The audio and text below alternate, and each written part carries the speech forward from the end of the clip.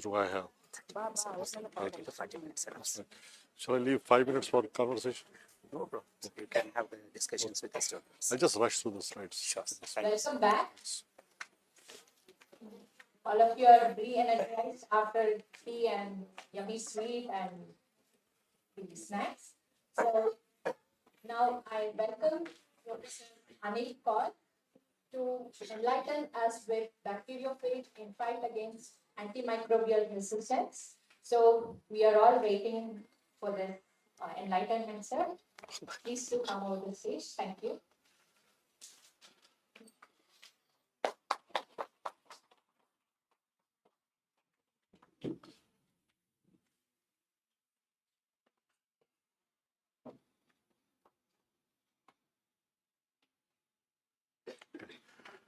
Thank you. I'm not sure if I can enlighten anybody because we are all enlightened. I think, particularly with the younger generation, I would repeat the same thing, that we need answers for future healthcare from you people. We can only guide a little bit, but I think future is in your hands. So I think I'll try to sort of rush through these slides because I think I told I have 30 minutes. So I'll try to sort of, okay, bacteriophage. I think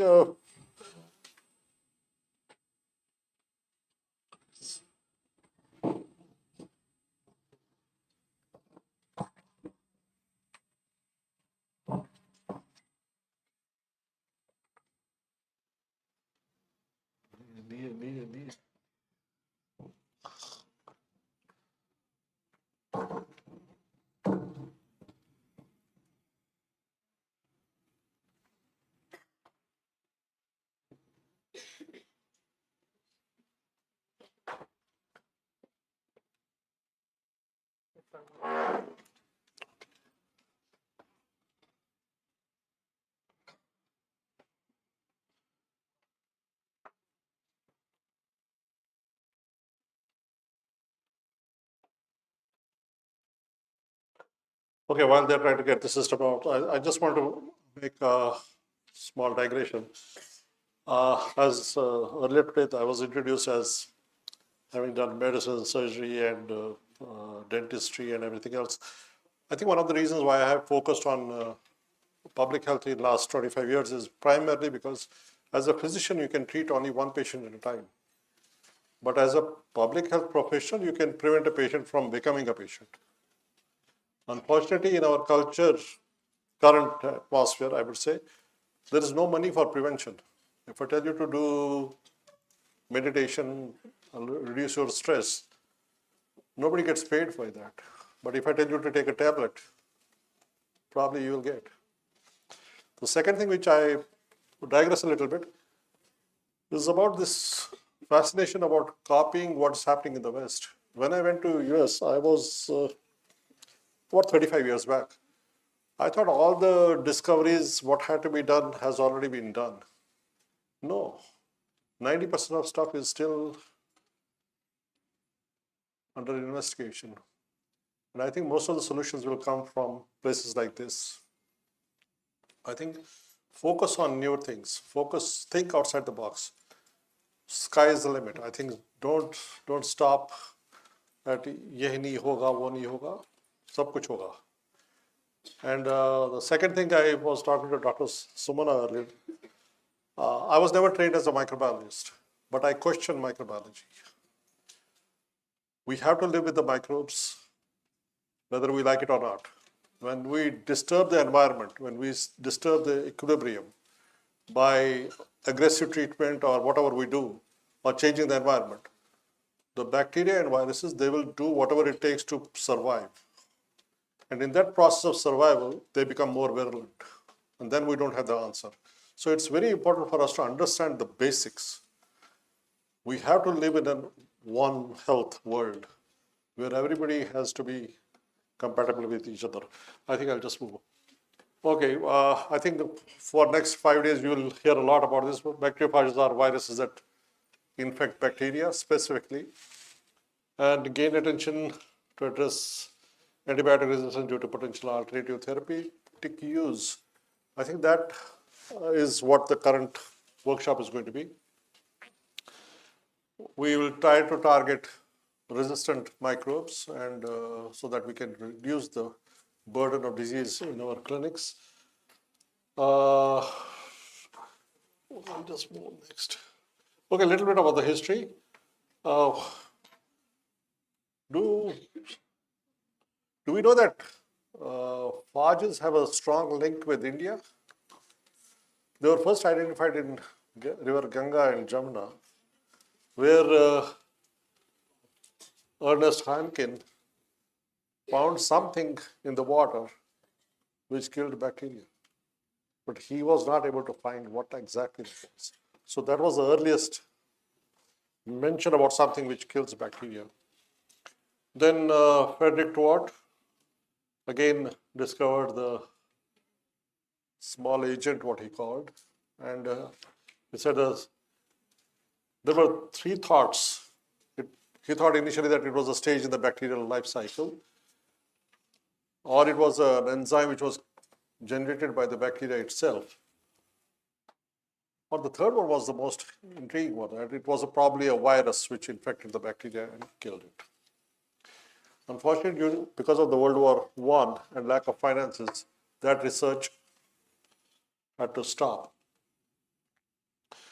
Again, as I said, 1915, Frederick Ward observed a small molecule, but it was Felix de Herly in 1917 who found the virus that destroys or lyses the bacteria, and he named it bacteriophage. In 20s and 30s, it was being used primarily in Eastern Europe, former Russia, that part of the world.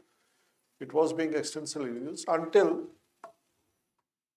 we got into the discovery of penicillin and other antibiotics, and then this thing was abandoned. In 60s and late 90s, we have started using phages mostly in molecular research to understand, to clone DNA, to understand the molecular mechanisms. And now, recently, there has been a resurgence of interest in using phages, bacteriophages more specifically, to combat antimicrobial resistance. Structure, I'll not go into details because I think I don't have much time. But basically, it consists of a protein coat, which is capsid, and the capsid has many capsomeres, what we know it as, and it has a nucleic acid content and a collar, whisker, sheath, and also the fiber. Fiber tails is very important as we go forward. We'll just. Phages are in much larger numbers globally. One estimate is 10 to the 31 of phages, much more than bacteria and everything together. And they are classified into nucleic acid based on their nucleic acid content and also their structure. Basically split into two main types, virulent and temperate. The virulent one is also called the lactic one. Some of the lactic phages are T2, 4, and 6. They are called as also even bacteriophages.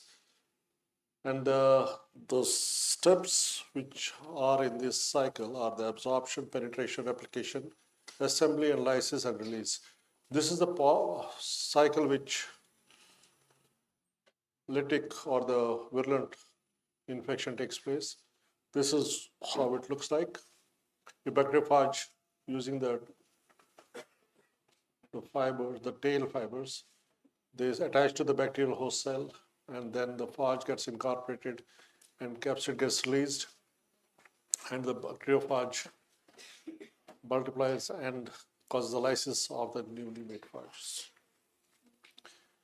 Then the second one is the lysogenic or the temperate. It is less common, but what is important is, even though it is relatively harmless, it continues to remain in the position until a lytic cycle is triggered. Something happens environmentally, this lysogenic or temperate phage can become virulent.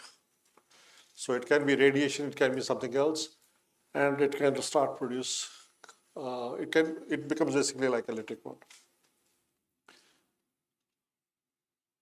Again, these are the two. The lysogenic cycle is the second one. Again, I'll not go through this because I think you'll get enough of this material coming in next few days. The basic difference is there are 14 major differences between the two types. As I said, lytic cycle is the type of life cycle of bacteriophages where the viral DNA remains free-floating molecule and replicates independently from the bacterial DNA. Compared to that, the lysogenic, there is incorporation of the bacteriophage genome into the host genome. So that's the basic difference. They're also called virulent and non-virulent cycle. The viral DNA remains in the cytoplasm in the lytic cycle, whereas it gets incorporated. So again, the same thing. In lysogenic, they have a stage called prophage stage, which is a avirulent phase. I'll just skip, the most important one is the lytic cycle cannot transition into lysogenic cycle, but lysogenic can convert into a lytic cycle. So the temperate or the non-virulent cycle can become virulent. I think just these are the comparison. I don't know whether the lytic cycle, the phage attaches and that phage DNA and the host DNA stay separately, and then the lytic phase replication at the phage assembly takes place and the lysis happens. But in the temperate phase, it is the phage attaches, then the phage DNA enters the cell, and the phage DNA integrates into the bacterial DNA. And now it can go a stable replication where it stays temperate, or it can become lytic and behaves like a lytic. So these are the two cycles. What is the importance? They're widely used, as I said, in medicine for therapy as well as in research. They're used in food industry to kill bacteria in meat and cheese products primarily. Towards the end, I will mention a little bit about why they are being used in diagnostic purpose also.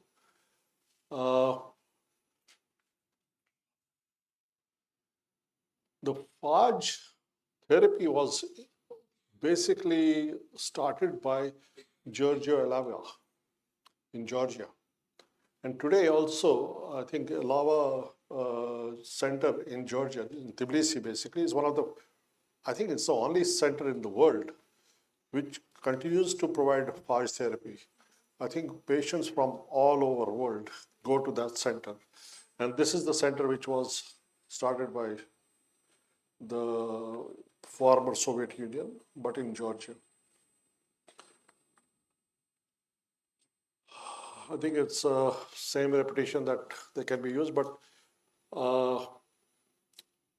there was an attempt to use phages for treatment of purulent infectious complications, particularly in diabetic foot. There has been use. Phages have been used extensively in skin diseases. And these are some of the applications. The target specificity is most important because phages especially infect and kill bacteria, and including the antibiotic resistant strains, without affecting beneficial bacteria or the human cells. It minimizes collateral damage And the specificity of bacteriophages is that they have a host range. They have a they specifically attack a particular bacteria or a particular bacteria. They don't go and attack everything. Clonal isolation.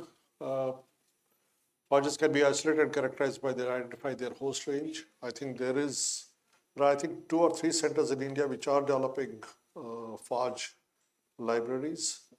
I think that's where the future is going to be. I think each phage is going to be unique for a particular bacteria.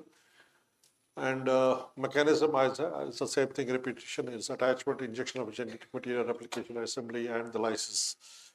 I think that's what phages do. They can be used in infectious diseases where there are resistant bugs. It can be used in precision medicine. It can be used for biofilm disruption. Biofilms, whenever they are formed, they become resistant to antibiotics. And in veterinary and agriculture uses, I think I'll just talk a little bit about that. What are the challenges? Resistant bacteria can be formed, but not with phages. So that is one thing. That is going the future direction. Use of phages needs a very elaborate regulatory approvals. I think we are way behind in getting those approvals. So I think in some countries, phage therapy is advocated just in case of last stage. There's no other, when we have to basically give a certification that there is no other treatment available, then only we can use phages. Again, personalized therapy, those are for specific patients. We can customize those phages. Combination therapy in combination with antibiotics, they have been shown to be much more effective. I think that is when we use a particular phage and also antibiotics together. It can be one antibiotic, 2 antibiotics. There are different combinations which have been shown to be much more effective. In context of bacterial infection, this often includes simultaneous use of antibiotics and phages. What are the benefits of combining? There's a synergetic effect because both of them target differently. There can be targeted action. It can overcome resistance by killing the resistant bugs specifically, and then we can also restore antibiotic efficacy. So antibiotics which were previously not effective then become effective. Our ongoing research is to determine best ways to implement combination therapies involving bacteriophages. There are trials being conducted, not in India, but in many Western countries. Trials have started to investigate phage therapy for chronic infections and also in surgical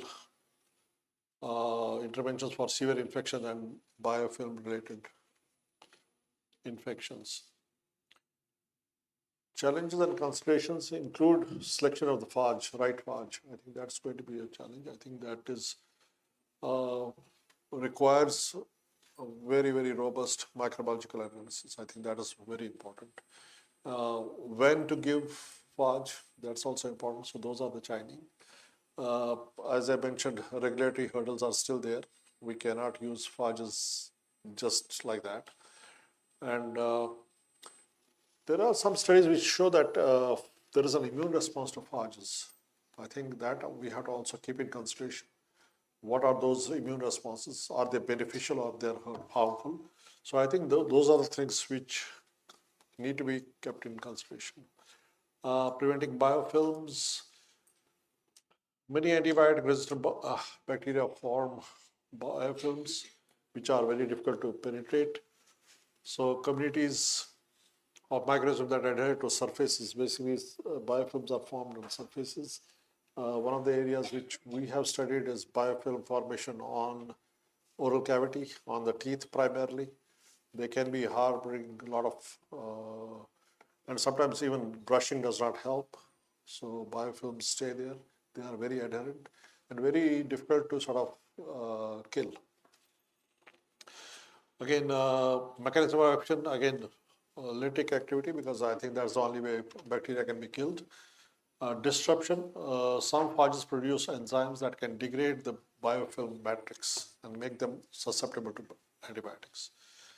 Inhibition of biofilm formation by reducing the bacterial growth, naturally the biofilms go away. There are multiple applications for biofilm prevention. Medical devices is one of the key areas where it is being used. Many companies, I think there are a few companies, I believe in Karnataka also. I think there's one company in Bangalore which does produce products which are used in surgical equipment, medical equipment.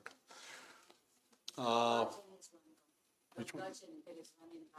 Okay, that's what I think there are 3 or 4 companies in Bangalore itself which are developing products.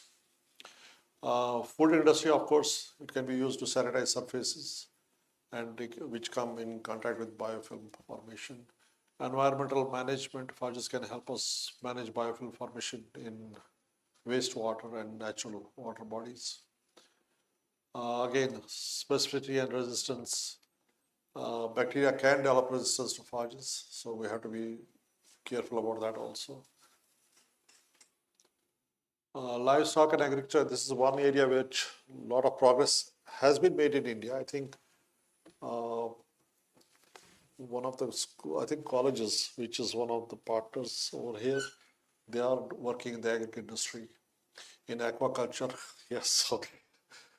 Aquaculture, I think there's a commercial product, I believe, which is available and very successful. I think those are the kind of things which we need to be aware of. I think in veterinary settings, as I mentioned earlier, I think we are using a lot of antibiotics in the egg industry. I think we have to sort of be aware of what damages it can cause. In food and hygiene, used to control, eliminate bacterial contaminants from food surface and foodborne spoilages. Milk, vegetables, and meat products, they can be sort of sterilized, so to say. Many sprays are available, phage sprays, so to say, they are available for that purpose. And some are also useful as surface and environment controls as they disinfect. I think we talked yesterday about the products. I think he mentioned to me about yesterday. The use of bacteriophages in place of antibiotics prevents clumping of antibiotics on plant surfaces. I think that is, again, some consideration we have to keep in mind. Environmental spread, I think bacterial pollution in wastewater particularly, I think it is being used. Some cities in US, particularly Atlanta, I know for sure, they are using phages in wastewater management. Natural resources, soil and water. Soil and water, particularly natural water resources, aquatic resources, they have a lot of phages. I think a lot of phages are present in natural environment. I think those are the things we have to keep in mind. Animal gut is a lot of phages can be found where they influence the microbiota of those animals. And the mechanism of environmental spread is horizontal gene transfer. I think that is one of the commonest spread which happens in the environment. Temperature changes, it's a huge, climate change is a huge topic these days. I think that can also influence the environmental spread of phages. Applications and implications, biocontrol can be used in agriculture to control bacterial pests in crops. And we don't have to use chemical reagents. Water treatment, wastewater treatment, those are the things which phages can be used and are being used. Bioremediation, I think that is something which, particularly for sewage, it is being used. It has been used for ages. We call it under different names.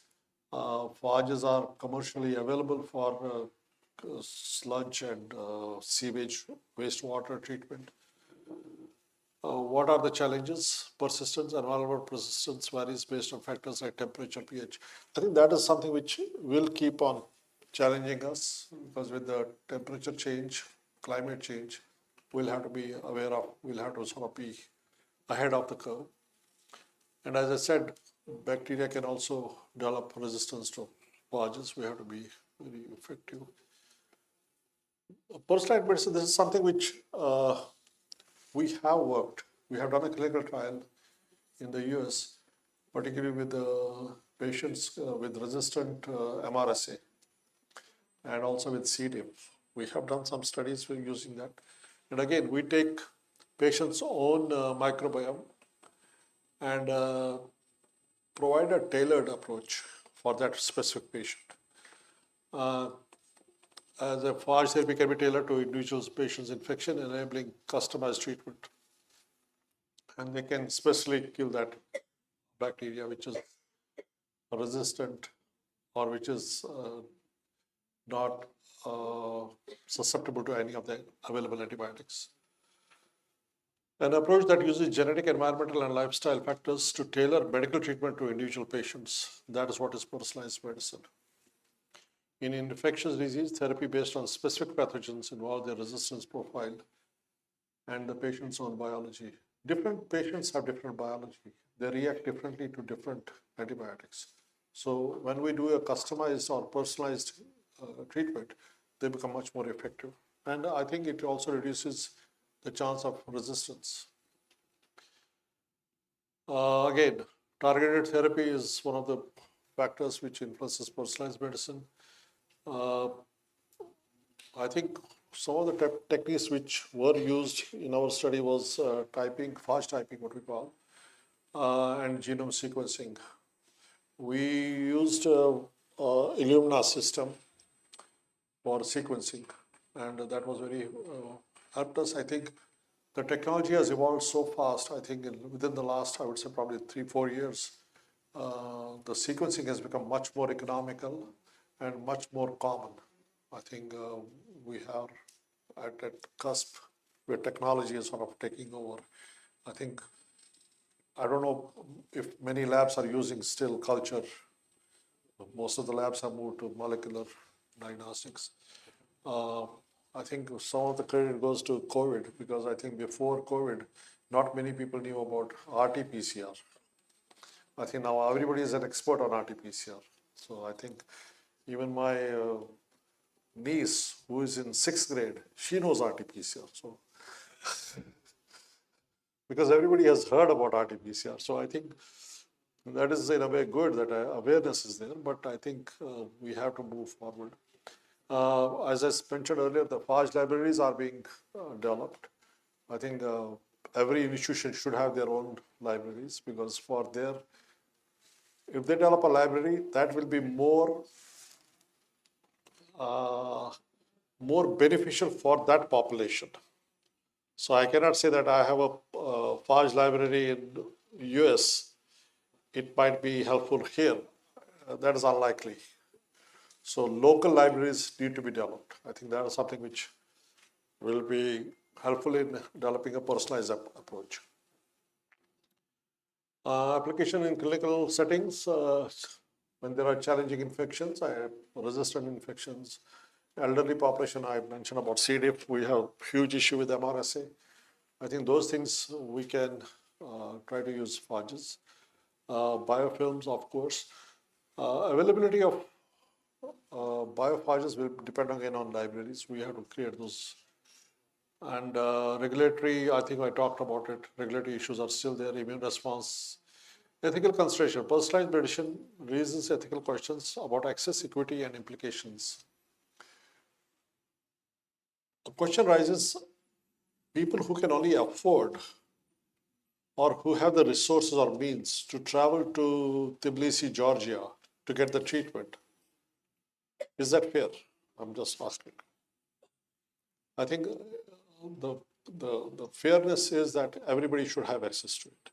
So I think in that context, I think it's very important to develop our own libraries. Research and development, I think I basically touched upon it. It's an alternative to antibiotics. I think we need to do more research on this one.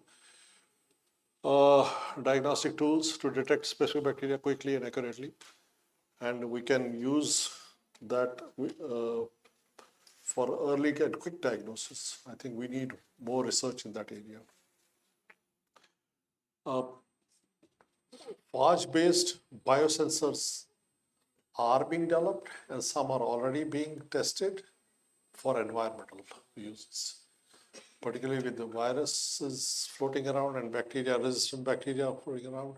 I think these biosensors will be the future, and I think most of the solutions will come from biotechnology people. I think people will be aware of it. Biotechnology and synthetic biology, as I mentioned earlier, that phages are being used for gene delivery and for induction of new genetic material into bacterial cells and for research purposes. So the phages have been used in basic research. Researchers are also using phages to manipulate metabolic pathways in bacteria and remediation and even for biofuel. Many people don't know that phages play a critical role in biofuel. Anti-biofilm strategies, again, it's the same thing, biofilms.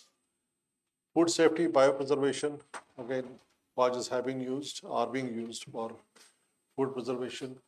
As I mentioned, surface decontamination in surgical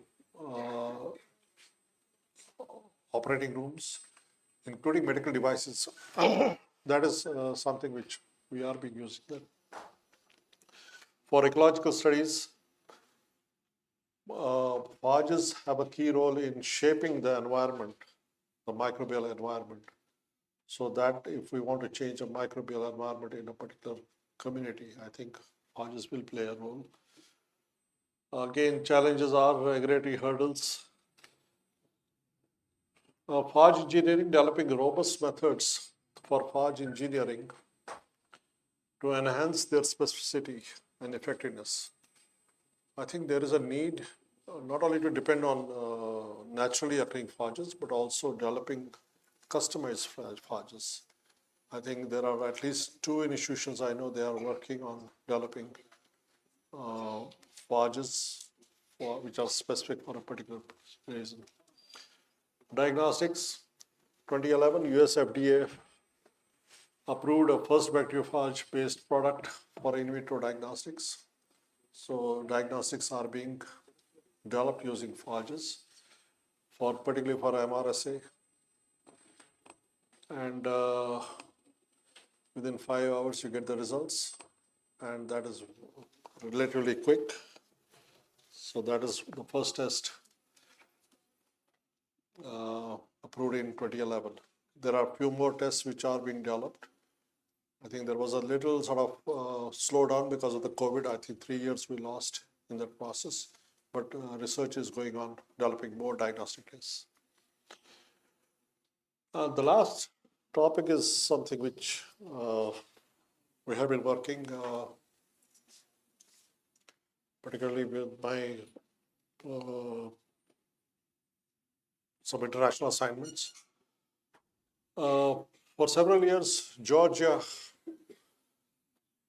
particularly was area of interest because former Soviet Union developed all the phages, continued to do the research in Georgia. So after the breakup, Soviet Union, Georgia continued to work on that area, and the Western countries were more focused or interested in that area. There is a use of phages in agriculture or in horticulture, basically, are using as a spray. And it increases the shelf life. In agriculture, there are some, I would say, supermarkets in the West. They are using these kinds of spray to increase the shelf life of things like bananas. It is pure economics, because if you increase the shelf life of a banana by 1 day, it's millions of dollars.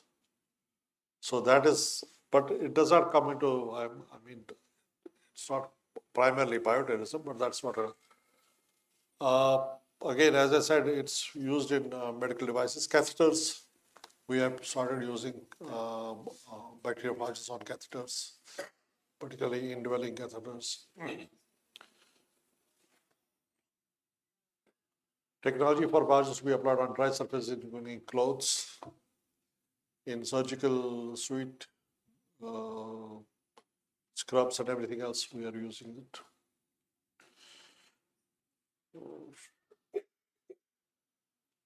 The key takeaways from the whole thing, and I think it will get reinforced in next few days.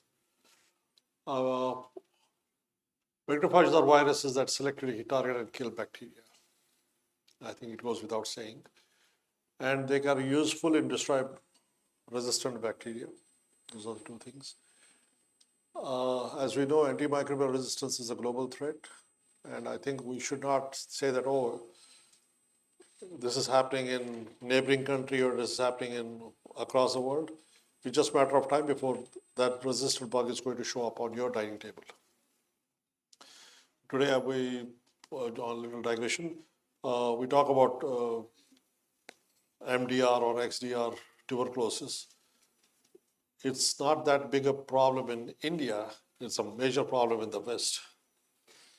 Because regular tuberculosis does not show up there.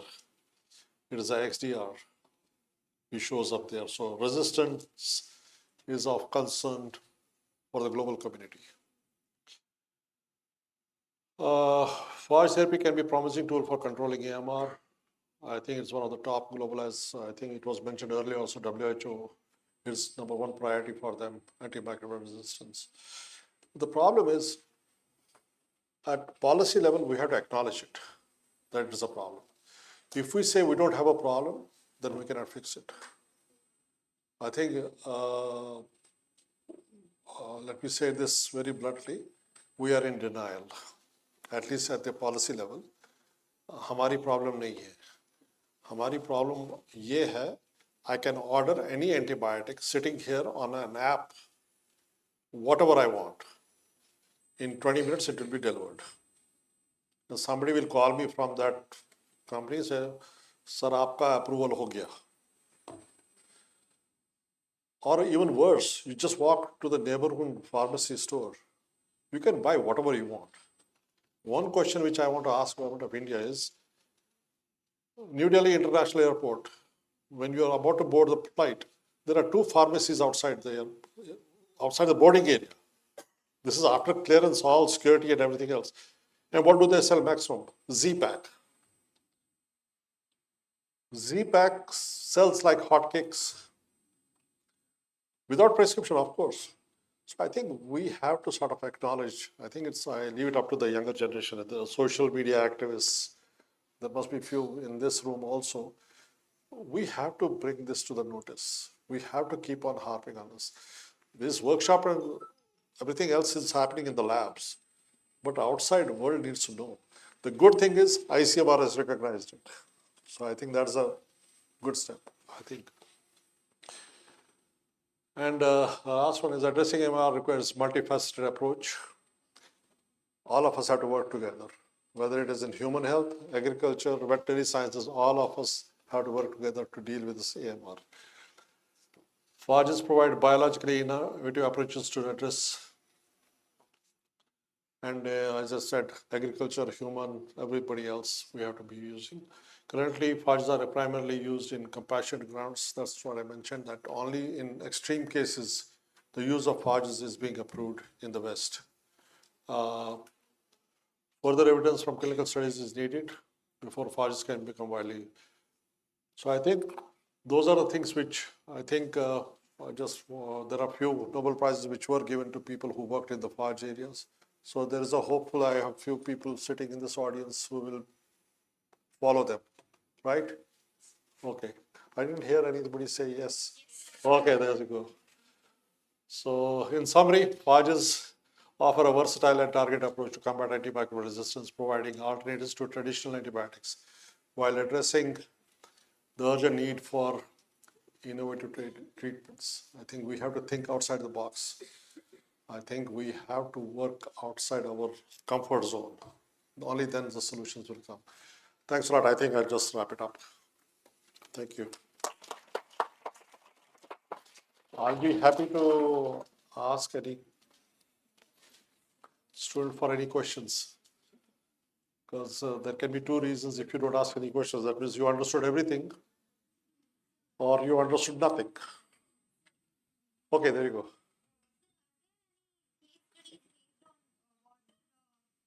Wastewater management using AMR.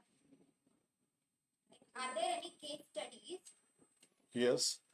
using AMR to treat, to search or research on wastewater management? Wastewater, I think India has started wastewater monitoring surveillance system. I think post-COVID, that is very effective. And they're not only monitoring COVID, but they're also monitoring AMR. Sir, as we know that India uses a large amount of detergents from households. Okay. So there are more number of bacteria which are stored or been in the sewage treatment, and the water flows through the rural areas. The people are not aware of it. So are there any specific research going on about it? For detergents or what are you talking about? From households. See, depending on what detergent, I'm not familiar with what detergents are being used. I think somebody from the environmental sciences can answer that. But I think there is the surveillance in terms of bacteria. Yes, the surveillance system has started in wastewater. But they can add on, once they are collecting samples, they can look for some other things also. So, but I'm not, I think honestly, I think I talked to somebody earlier. I'm more worried about hormones in water. The water we drink, the bottled water we think is without hormones, it has hormones. Okay. So hormones, as most of you know, they cannot be destroyed. So hormones are there in water. Now lately we have started worrying about this microplastics. There's another area so there is always something or the other coming up, but we cannot tackle everything. I think some of you can work on microplastics, some can work on hormones, some can work on AMR. I think we'll find solutions one thing at a time. Okay, thanks. Yes.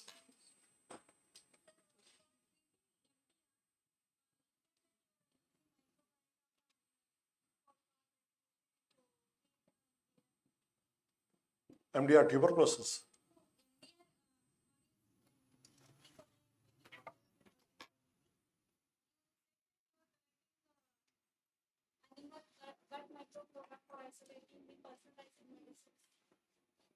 No, I think I may have misspoken. Animal microbiota is, because we look for phages in animal microbiota, that helps us identify what is out in the environment of the animal world. Those animals which come to our dining table in the form of meat or something. So,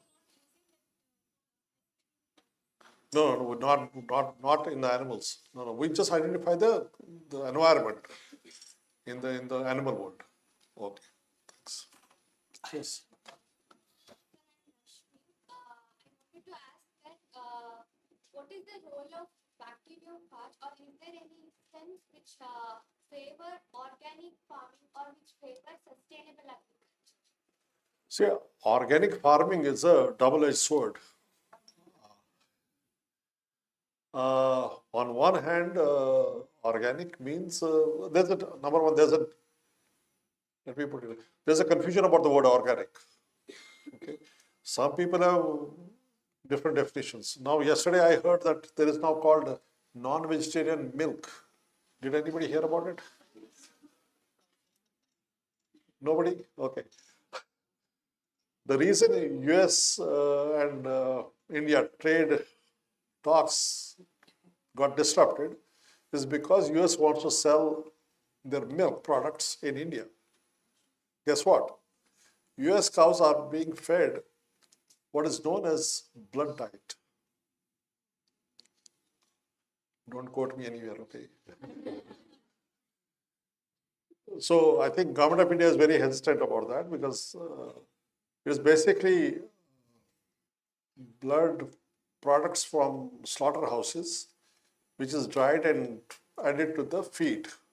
It is high protein. It increases the milk production. Now somebody told Government of India this thing. It was not me, definitely. But the Government of India is hesitant in importing that milk because in our culture, milk is vegetarian. That's why you see now some of these milk cartons, they say grass-fed milk. What is the other milk? I don't know. I'm just, okay, just, I think I missed your question then.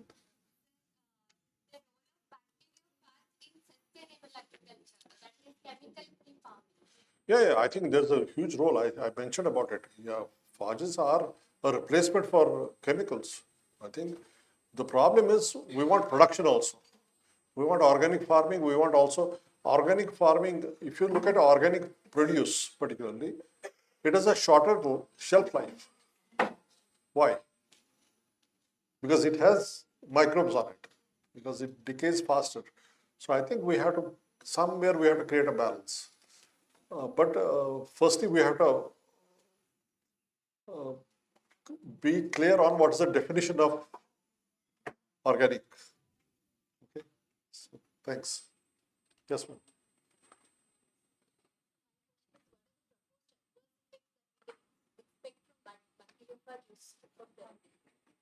What are the adverse effects? Patient side, as I mentioned, I think we are still struggling with understanding the immune response. We need to know because every individual will respond differently. If somebody is on chemotherapy or immunosuppressants, we don't know how they will react. So I think those studies have to be done.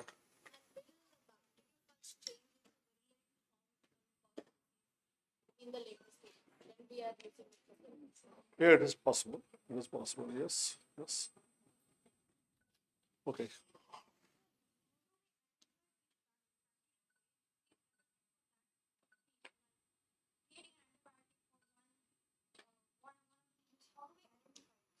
Oh yeah, there are techniques.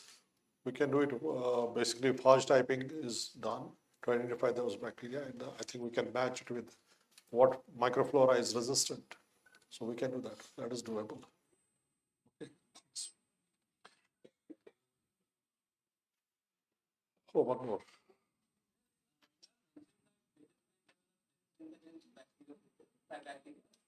So what if people start getting this resistance, and which cannot be diagnosed for the person?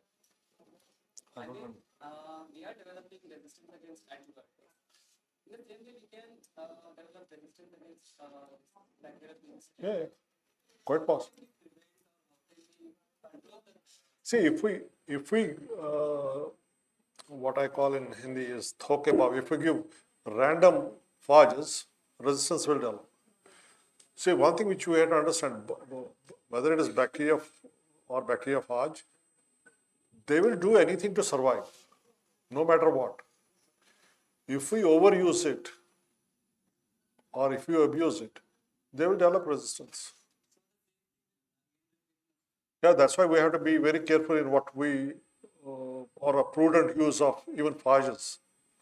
We cannot randomly give phages right after. So that's why those ethical questions are arising in regulatory affairs. They are not approving all the treatments. So we have to be very careful about that. Okay. That's it. Okay. Thank you.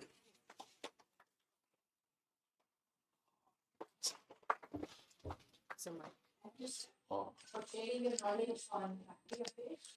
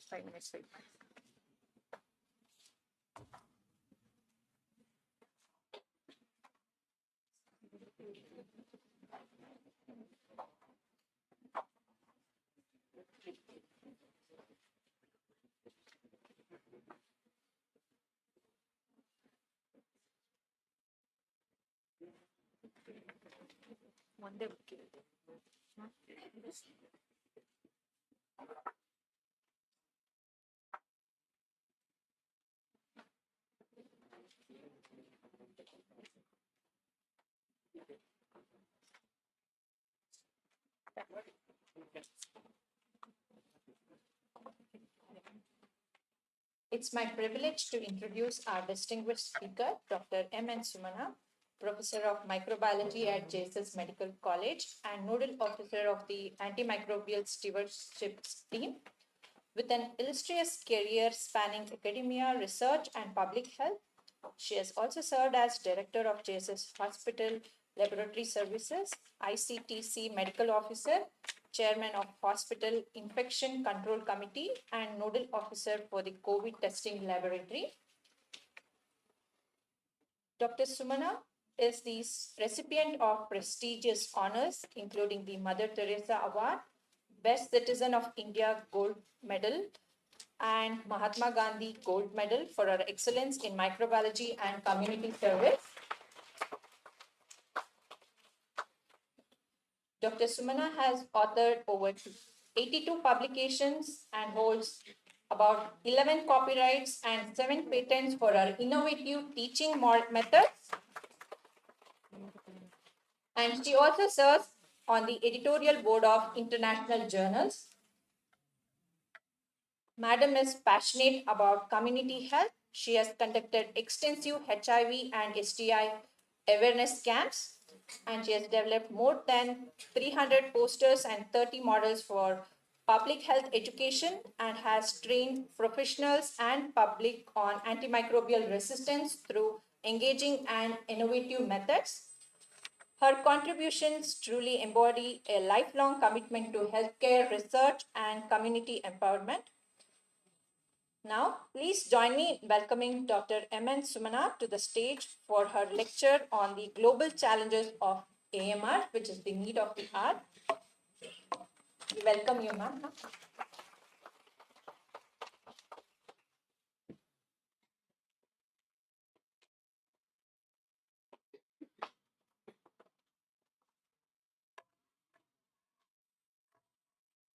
Good afternoon, all. Thank you for the kind introduction. And I take this opportunity to thank Dr. Haraprasad and the team for giving me this opportunity to come and be with you all for a few minutes. So, antimicrobial resistance is a global challenge, all of you know. And it's an urgent global public health threat. It's a silent pandemic. We all know of COVID pandemic, which killed millions of people. But this is a silent pandemic, which is killing more number of people than did COVID.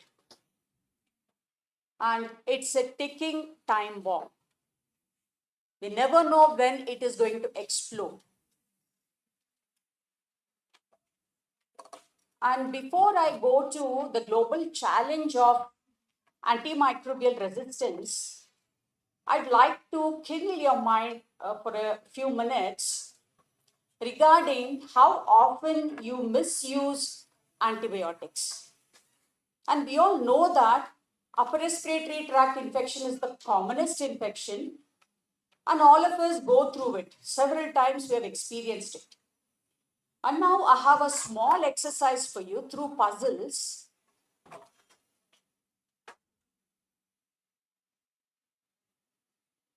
You need to differentiate at your level. See, even a lay person can differentiate between the viral and bacterial cause. Because the upper respiratory infections are most often caused by viruses, say more than 80 to 90% of the time. But still, you land up using antibiotics. I'd like to reiterate here that antibiotics work only on bacteria, not on viruses. How much ever of antibiotics you take, it will not work on viruses. It will take its own course of time for it to come down. Now, I'll give you the difference between bacterial and viral infection. This is very important for you to understand before you go into the various techniques of bacteriophage. How these antibiotics are being misused. Now to differentiate, I have given few important features. Onset of bacterial infection is sudden. This is for the general public. I'm not talking to the medical professionals. They are basic students of science, right? Sudden onset, if it's bacterial. Viral is insidious onset, slowly. The previous day or something, they'll have some kind of symptoms. That's called the prodrome. So,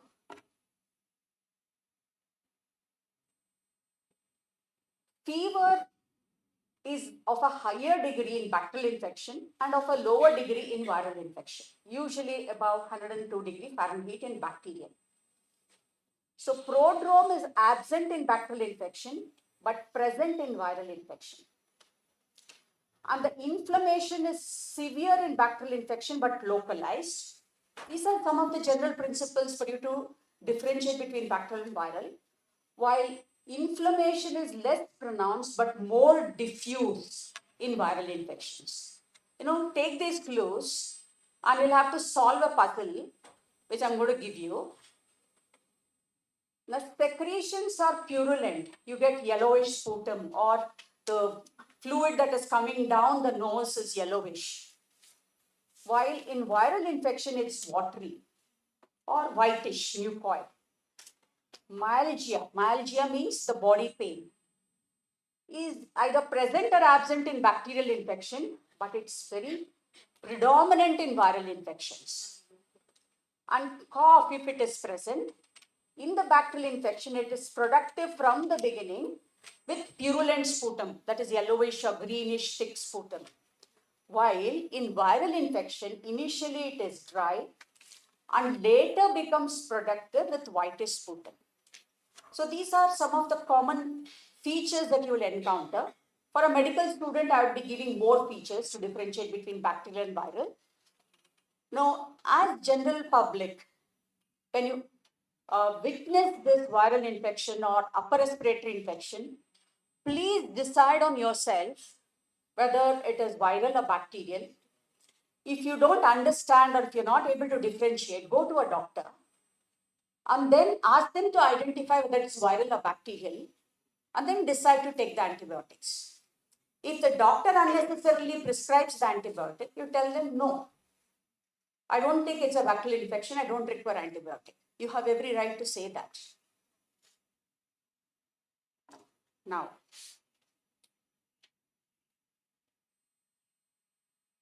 so the common infections are pharyngitis, tonsillitis, etc., sinusitis, etc.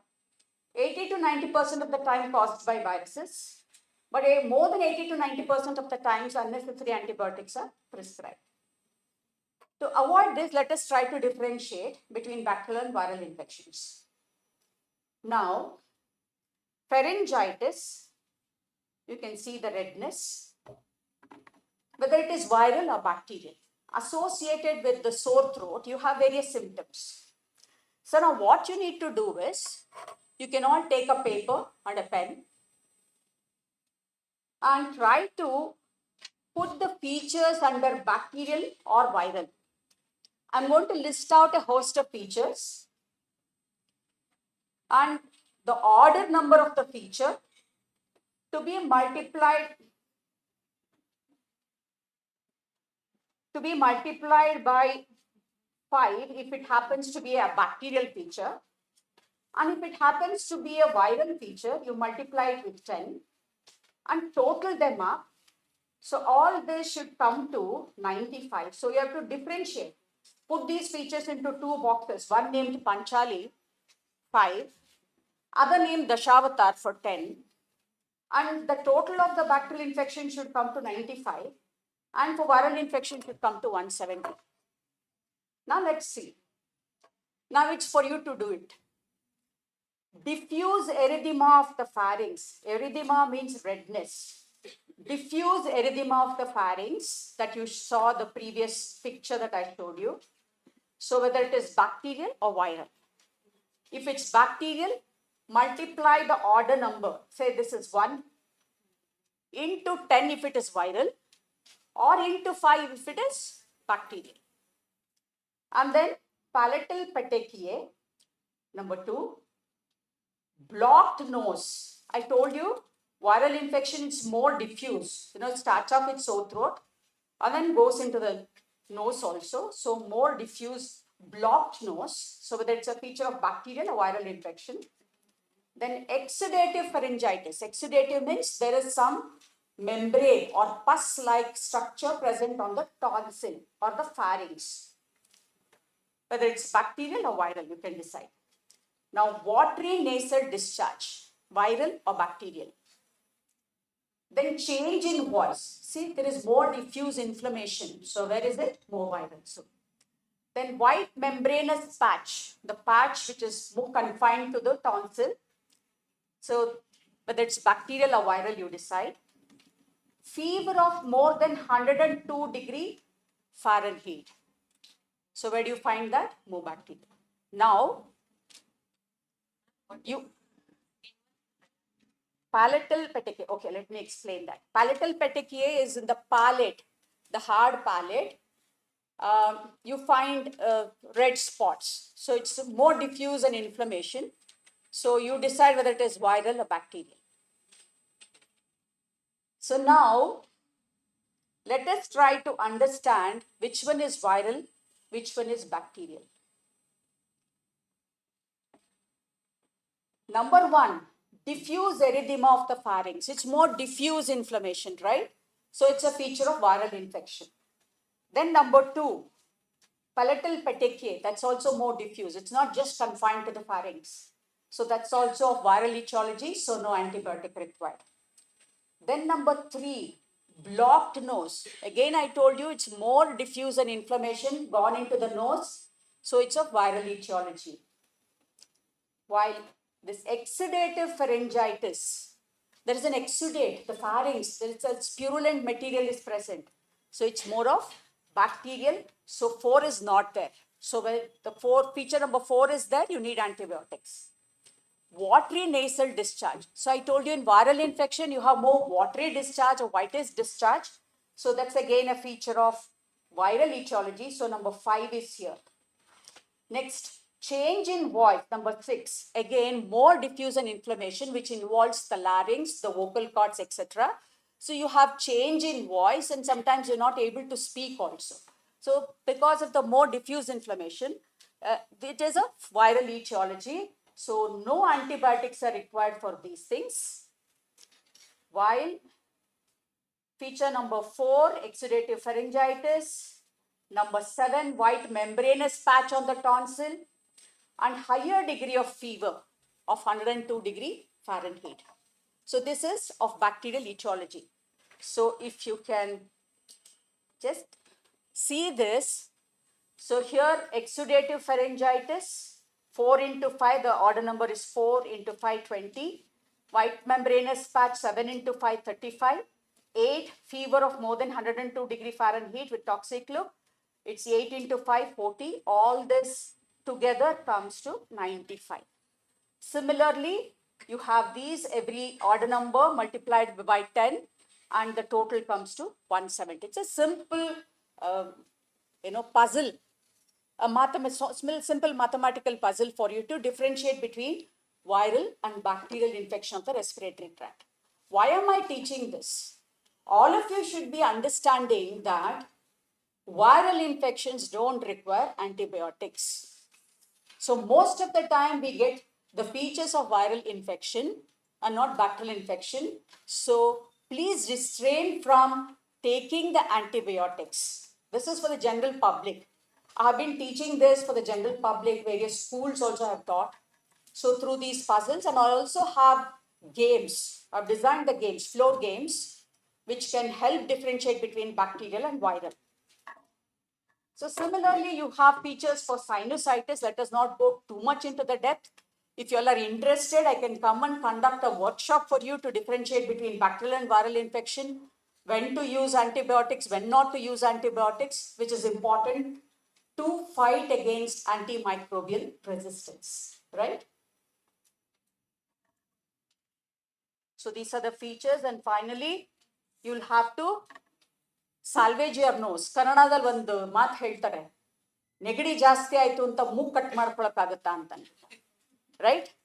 So you don't have to, and even if it's viral, you don't have to use the antibiotics. So please salvage your nose and the available antibiotics and keep your flora healthy, the microbial flora which is present in the respiratory tract, which is present in the gastrointestinal tract, genital tract, on the skin, etc. Keep them healthy so that you don't destroy them with the use of unnecessary antibiotics. So similarly, we have the puzzle, will not go into the depth. If you want, I can conduct a workshop. Now, coming into the global challenge, why should you know the gravity of the problem? If you know the gravity of the problem, then your young minds get kindled and say that, yes, AMR is such a big threat, let me work towards it. So one answer for antimicrobial resistance is the bacteriophages. You're going through a rigorous 5 days of workshop to learn about bacteriophages. So to kindle your mind, I'm going to give you the global challenges. See, in 2019, AMR caused 0.7 million deaths, and this is likely to go up to 10 million deaths, which can surpass the deaths caused by cancer. Cancer is a big disease, all of you are scared of it, right? So if we don't address AMR now, it's going to increase to a great extent, and we are likely to stand at the post-antibiotic era. Now, in the US, 81% of the antibiotics are used in the livestock.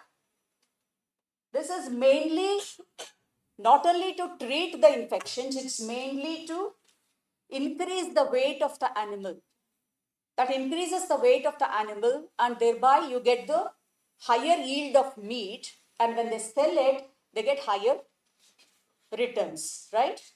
While only 19% is being used in the humans. And that's the scenario everywhere. Now let me show you a small animation. Now here is a young doctor who is trying to pull up the good health. But this AMR is swallowing not only the good health, the economic growth and various other sustainable development growths, and pushing us into poverty. So she's worried. So it's not only the health that is affected, the other sustainable development goals are affected. Now this is another animation. See here. Once this octopus is swallowing the good health, along with that, it is swallowing the economic growth, it's swallowing the no poverty sustainable development goal, and it's swallowing the no hunger goal, right?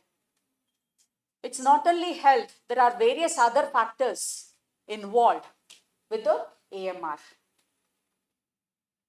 See again, antimicrobials are, pulling the good health up, while AMR is pulling it down, right? You see, for you to understand the gravity of the situation, I've created this animation thanks to my PhD students who are here, who have helped me develop this animation. See again, it's pulling no poverty goal, zero hunger goal, decent work and economic growth, and various other sustainable development growths. And World Bank estimates an increase in the expenditure from 1 trillion to 3 trillion as we approach 2050. So this is also going to reduce the gross domestic product. So these are the 7 sustainable development goals that are affected by antimicrobial resistance.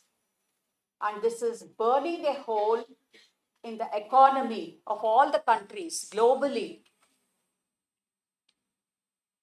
Now, how do resistant bacteria spread? So it can be in the community or the hospitals, from one person to another person, from doctors to patients, patients to doctors. The pets can transfer the resistant bacteria to you. Soil and aquatic environment, the vegetarian food that we consume may have drug resistant genes or bacteria present in it.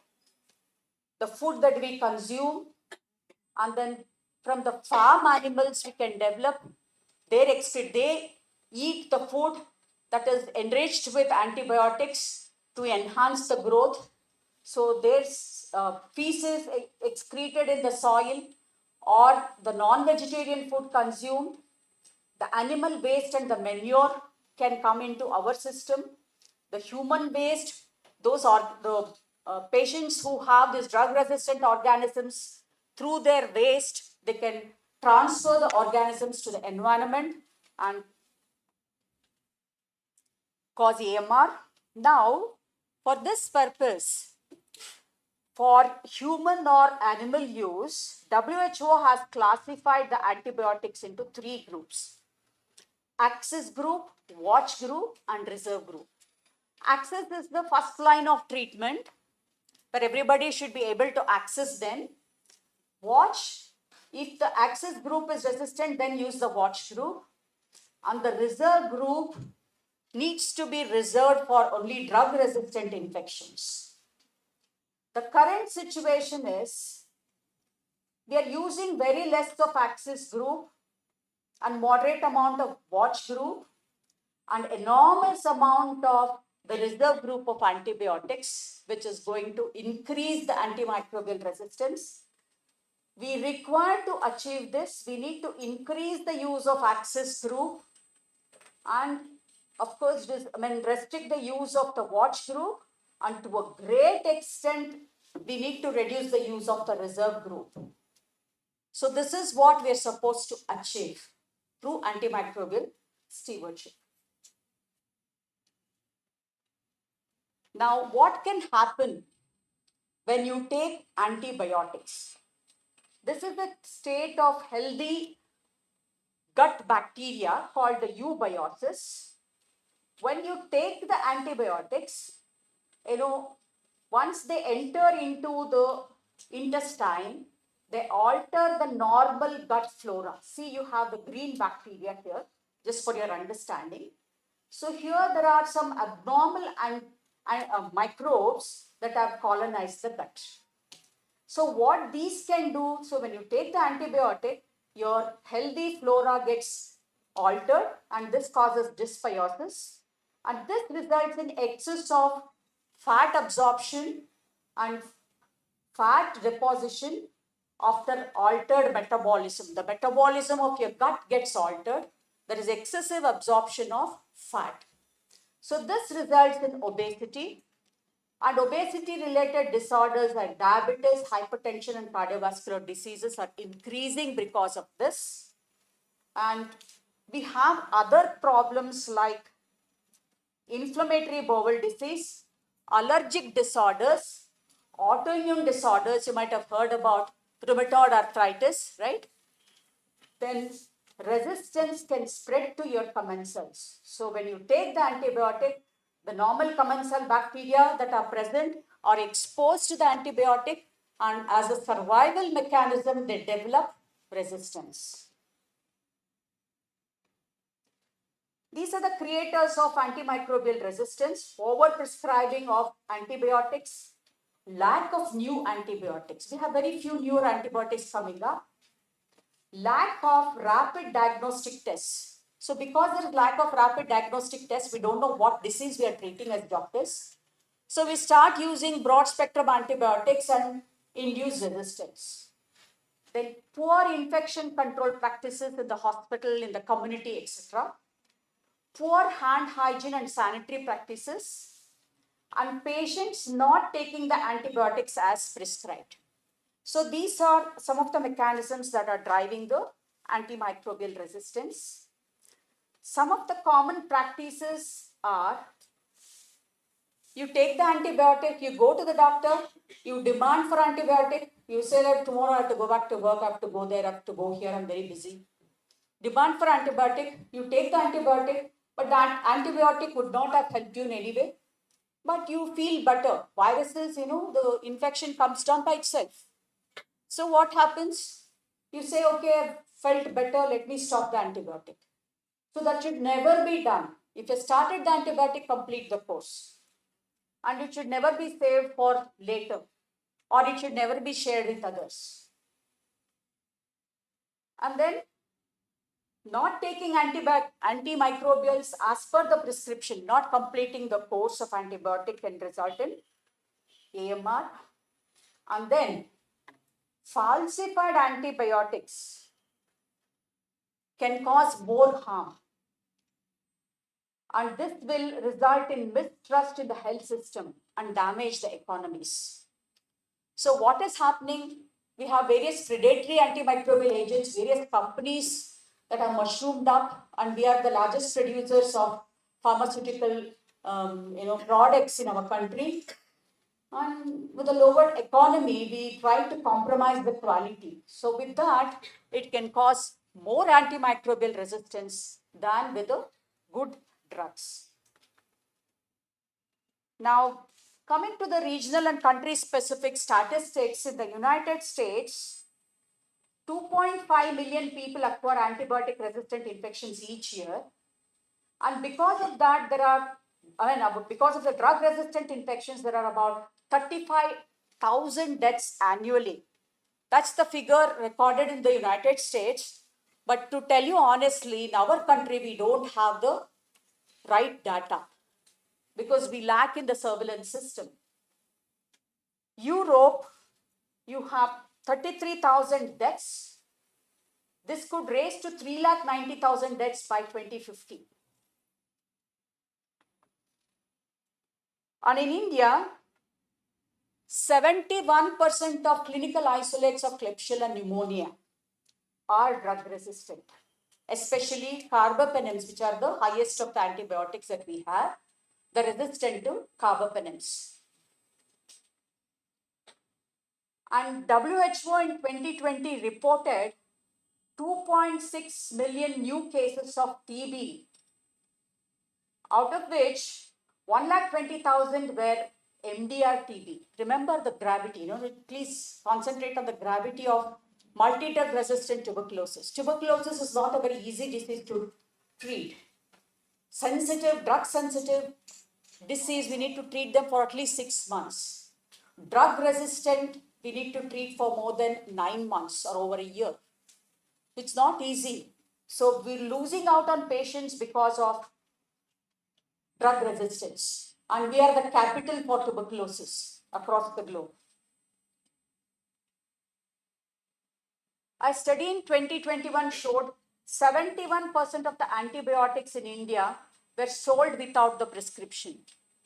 Across the counter, they're available. You go to your pharmacist, take the medication, he'll give you some 1 or 2 antibiotics, and you will go home and take it. That's going to increase the antimicrobial resistance. South Africa, methicillin-resistant staph aureus, 62%. In our country, we range from 25 to 40% or 45%. But in South Africa, the incidence is much more. 3.5% of the new tuberculosis cases are multi-drug resistant there. And 18.7% of the previously treated cases are multi-drug resistant. And in 2019, Sub-Saharan Africa had the highest mortality rate due to antimicrobial resistance. Compared to other parts of the world, it has the highest death rate, causing 23.5 deaths per 1 lakh population. Now, this chart shows, or this picture shows that penicillin was introduced into clinical practice, discovered by Alexander Fleming, introduced into clinical practice in 1941, and by the next year it developed resistance. Like that, many antibiotics have been introduced into clinical practice or into the market, and somewhere down the line they have developed resistance. So drug resistance follows the drug like a shadow. Any drug you use, the resistance is bound to happen. So that's the gravity of the situation. Differences in the developing and the developed world. In LMICs, 90% of the antibiotic use occurs in the community setting, where there are no trained doctors or healthcare professionals. So 90% of the prescription happens there in the LMICs. In the United States itself, which is a developed nation, 30% of the antibiotics prescribed in the outpatient settings are unnecessary. Why greater burden in LMIC? Poorly informed public, unauthorized sale of antimicrobials, use of substandard or falsified drugs, poor drug regulatory mechanisms, scant diagnostic services. We don't have many laboratories across the country. Lack of awareness, expertise, and the funds, poor infection control practices. And waste disposal happens very close to the human dwellings. Lack of access to clean water. Growth promoters used in the animal husbandry, which is the most difficult challenge because it involves money there. Because people want to use it because they get money. So it's one of the important challenges that we face. And European Union banned the use of these antimicrobials as growth promoters. Despite that, many countries still use them. More than half of all the antimicrobials purchased worldwide are without prescription. Now, because of the substandard and falsified drugs, we are losing more than 1.5 lakh children because of malaria. And the same number we lose due to pneumonia, which is an infection of the lung. And the unlawful sellers of the drugs are there everywhere. Illegal antimicrobials in shops, markets, and passenger cars. Lack of political will to implement the necessary measures. So these are all the important factors which play a role in LMICs. And antimicrobial resistance is fueled. It is a fire. It is fueled by our lifestyle diseases. You all know that India is the capital of diabetes, and we have a lot of hypertension, ischemic heart diseases, liver and kidney diseases. And because of pollution, we have COPD, means asthma kind of diseases, cancers, autoimmune and hypersensitivity disorders. For all of them, we use a lot of medications and antibiotics. And susceptibility to infection is increasing because we have a lot of cancer patients who are on chemotherapy. They are immunosuppressed. Diabetics are immunosuppressed. And transplant patients are immunosuppressed and they are susceptible to infection. So we have to treat them with antibiotics. So all these things are fueling the fire of antimicrobial resistance. And because of the global warming, some diseases that are eradicated in one part of the world are re-emerging in the other part of the world. And newer infections emerging. One good example is COVID. Though it is a viral infection, you saw the prescription going around in the WhatsApp group, right? They just go to the pharmacy, show that and purchase the medications. And there, azithromycin was one common antibiotic that was prescribed, and everybody popped up azithromycin thinking that it is a good antibiotic, good treatment for COVID. This is the kind of situation we are in. The consequences of antimicrobial resistance in the healthcare facilities. Infections take longer to heal and they're becoming costlier to treat. And some infections cannot be treated with the available antimicrobial agents. We don't have newer antimicrobials coming into the market. Effectiveness of medical procedures are reduced because when we do the surgeries and various medical procedures, under the cover of antibiotics, we do it to prevent the infection. So when we have drug resistance and we use the antibiotics, but they're not effective. So all the surgical procedures, they get infected and the patient may die because of that. And this reverses decades of medical progress and it collapses the basic foundation of medicine, the antibiotics, and we are likely to go into post-antibiotic era. And this will be a global health crisis of unimaginable proportion. The treatment failure rates, let me give you the figures on that. UTIs worldwide, especially complicated urinary tract infections, are 60% of them are caused by multi-drug resistant organisms. And because of pneumonia, and 81% of the countries have reported gonorrhea with drug resistance, and MDR TB, drug resistant tuberculosis, we are the capital for TB, and the death rate for multi-drug resistant tuberculosis is 33%. This is the CDC information. And this is going to result in increased healthcare costs. So from 2 trillion to 100 trillion it will reach by 2050. And MDR treatment is 1.5 times costlier compared to non-MDR drugs. And in LMICs, by 2050, this antimicrobial resistance is going to push 28.3 million people into extreme poverty. So the economic loss that occurs. So in this graph, you can see the increasing healthcare cost, and you can see the reducing GDP because of AMR, and you can see the exports, the world real exports coming down, which is the normal, this is a normal one, and because of AMR, it's going to come down to a great extent. And a publication in Antimicrobial Resistant Threats in the United States in 2021 reported MDR infections increased by 20% during COVID-19 because patients did not go to the healthcare facilities for the fear of acquiring COVID-19. So whatever is available in the pharmacy, they just take.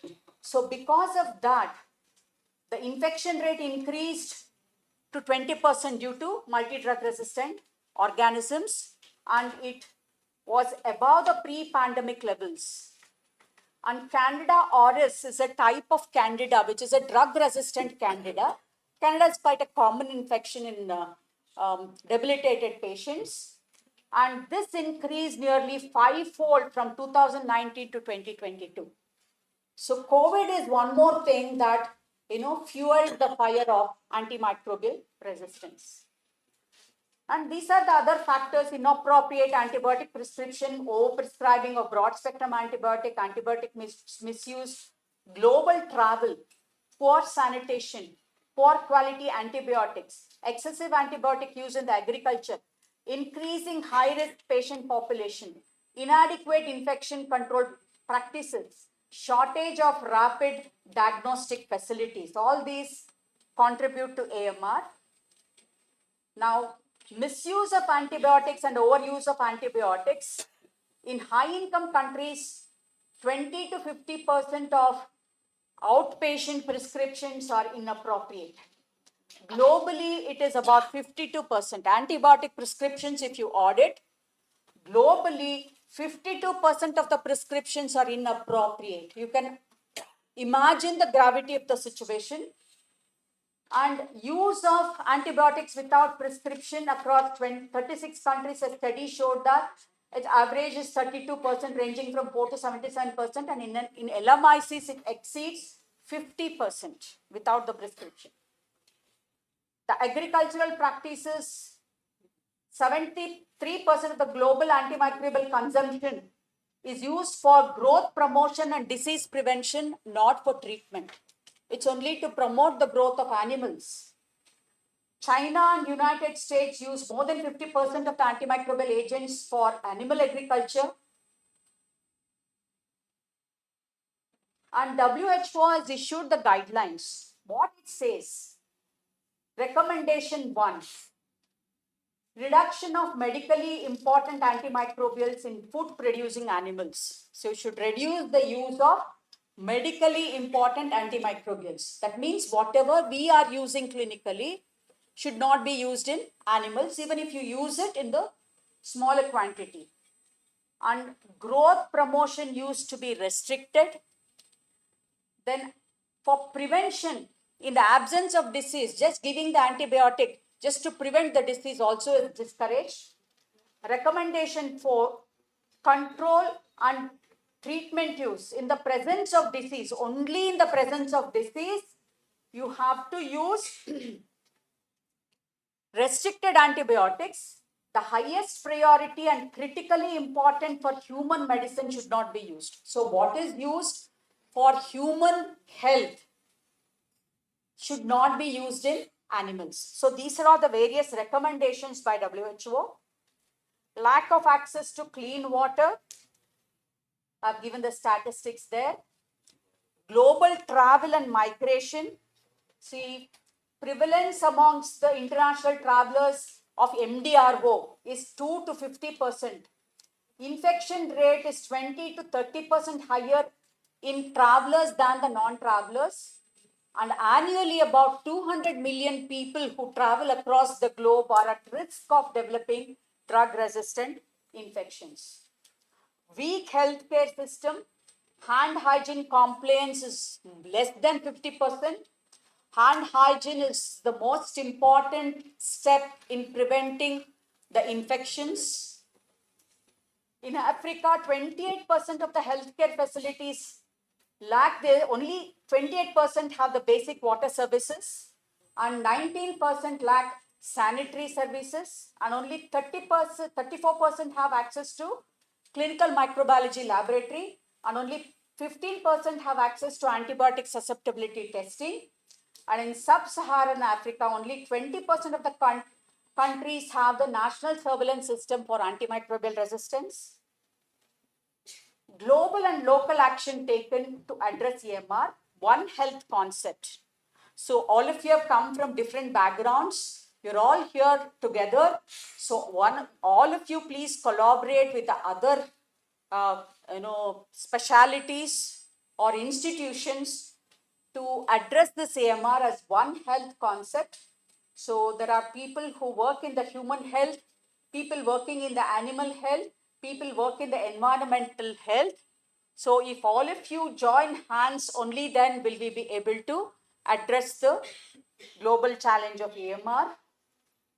AMR reduction strategies, global and national action plans have been developed.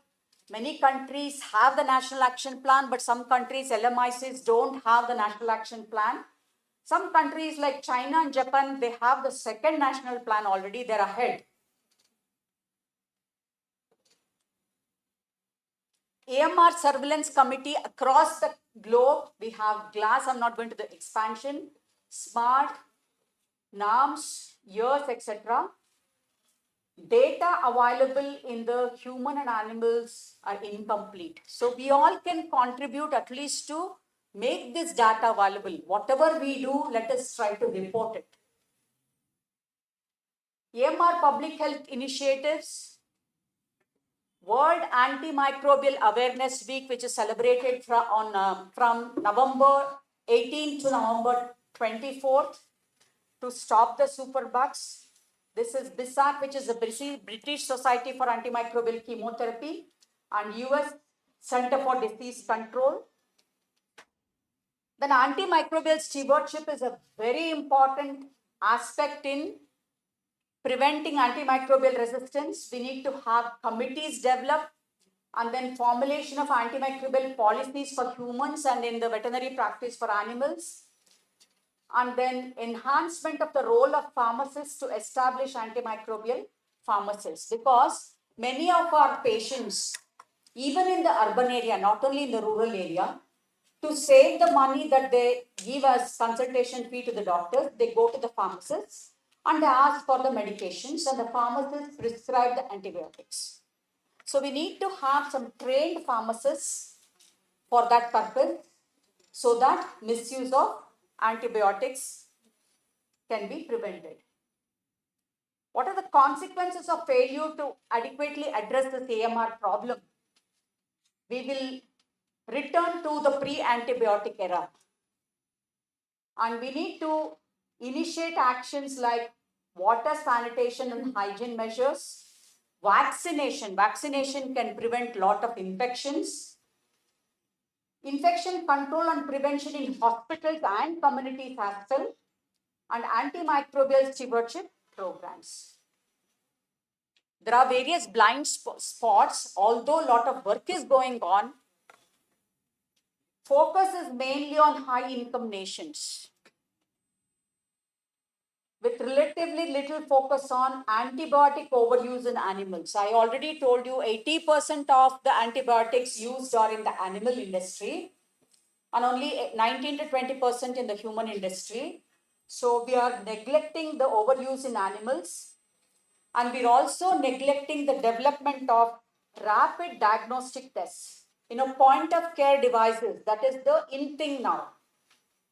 Any infection, at the site of care of the patient, you have a diagnostic test and immediately diagnose and treat the patient with specific narrow spectrum antibiotic that can save the broad spectrum higher antibiotics and prevent antimicrobial resistance.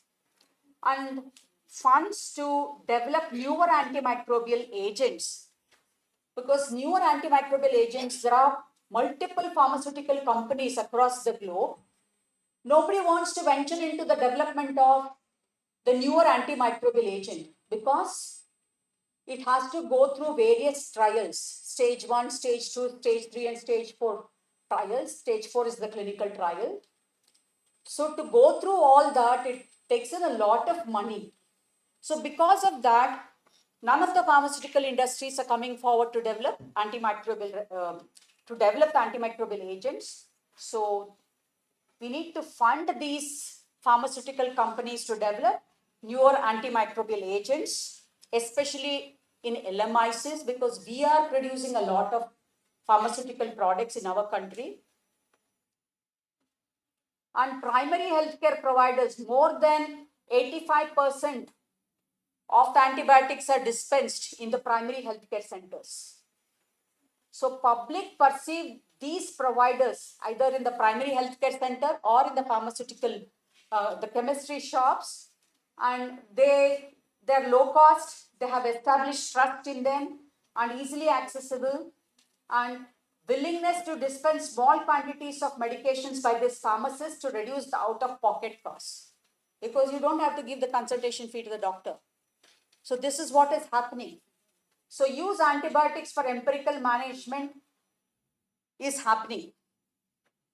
For empirical means for preventive, or empirical is when you have a disease, you don't know what is the diagnosis, just give a broad spectrum higher antibiotic.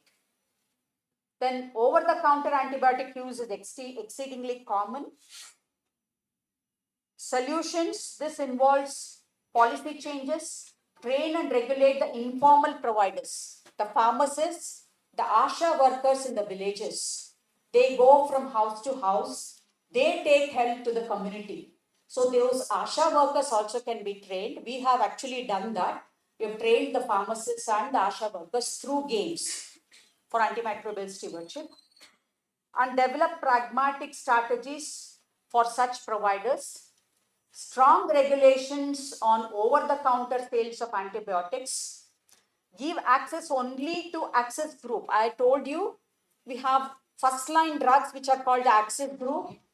See, this completely cannot be avoided in our country because many of our patients directly go to the pharmacies. So small infection can prove very fatal later. So to prevent that, we just give access to only access group of antibiotics so that they take, and at least the complications, mortality and morbidity can be prevented. Global Action Plan, they have 5 objectives: to improve the awareness and understanding, strengthen the knowledge through surveillance and research, reduce the incidence of infection, optimize the use of antimicrobial agents, ensure sustainable investment in countering antimicrobial resistance. CDC efforts, Center for Disease Control in the USA, enhancing infection control, preventing antibiotic resistant infections, promoting antibiotic stewardship, and funding research to develop new antibiotics and diagnostic tools. World organizations working together along with WHO, you have our Indian ICMR and various other nations have joined hands to work together. Research-based efforts as prophylactic vaccine development, sanitation and hygiene, responsible use of antimicrobial agents in human health, veterinary and agricultural settings. Therapeutic approaches identify new targets with a novel mechanism of action that can bypass the existing resistant mechanism. It's in the research. Then finding combination therapy like antibody along with the antibiotic to have a targeted delivery of the antibiotic. And then adjunctive therapies like bacteriophages, which you're going to learn in the next 5 days. And enzyme therapies to disrupt the biofilms. So here I've just shown the picture of a bacteriophage infecting the bacteria. Here, when you use the antibiotics, see the antibiotic has come inside the cell. Now what happens is because of the efflux pump, this is the efflux pump, so this antibiotic is thrown out. So what they're trying to do is use this bacteriophage to attach to the efflux pump so that antibiotics get retained within the bacterial cell and they act on the bacterial cell and kill them. There are various therapies. Policy makers to address AMR, regulation for responsible use of antimicrobial drugs, implementing public health strategies, supporting R&D programs, newer drugs and point-of-care diagnostics, innovative classes of antimicrobial drugs to be priced appropriately, and review carefully how they buy and price the antimicrobial drugs, especially at the LMICs, because affordability is an important factor to be kept in mind. So we need to have a Herculean task of controlling the AMR. Why is it a challenge? Current world has no boundaries. Microbes that hitch or ride on organisms like COVID. COVID patients developed secondary bacterial infection, and these bacteria carried the drug-resistant organisms. And then multi-sectoral approach at the global level, national level, government and private sectors and civil societies should all come together, and wisely, rightly and timely action to determine the future landscape of AMR. Some of the successful case studies in US, prevention on infection control efforts in the US reduced the deaths by 18% overall and 30% in the hospitals. Then reductions continued until 2020 in the US, and they started losing the progress due to COVID-19. The pandemic resulted in more resistant infections and increased antibiotic use. And the United Kingdom, in 2022, only 1,606 MRSA cases were reported, representing 95% reduction since 2003. These are the success stories. And 2013 to 19, 70% reduction in the number of antibiotics prescribed by general practitioners. So with the stewardship activity, we can reduce the pharmacy cost, so which is about 30% to about 10%. The take-home message, India being the capital of AMR, we require more efforts for education, infection control, develop new antimicrobials, develop point-of-care diagnostic tests, vaccination, antimicrobial stewardship at the grassroots level at the villages to tertiary care centers, and developing alternative treatment strategies like bacteriophage. What we have done, I've just shown it in just one slide. We had isolated 3 bacteriophages from the sewage, and when we tested these bacteriophages along with the antibiotic that we use, one important antibiotic, a restricted antibiotic, is colistin. Colistin is a highly toxic drug which we cannot use it in higher concentration. When we did the synergy testing, we had 3 bacteriophages that significantly reduced the minimum inhibitory concentration of colistin. So if you club it with bacteriophage and use the antibiotics, you can reduce the toxic effect of the antibiotic and give good outcome to the patient in the form of cure. So drug or bug, you choose, it's in your hands. And thank you for your patient listening. And if you are interested in playing the online games to differentiate between bacterial and viral infections, I have developed some online games for the general public. You can play that. The link for that is, you can just write down games, GAMES, games dot co-device solution, CODEVICE solution, SOLUTION .in. Games dot co-device solution .in. By playing this online game, you'll educate yourself to differentiate between bacterial and viral infection, and you can at least implement it in your life, in your family and your friends' life as well. Thank you for your patient listening.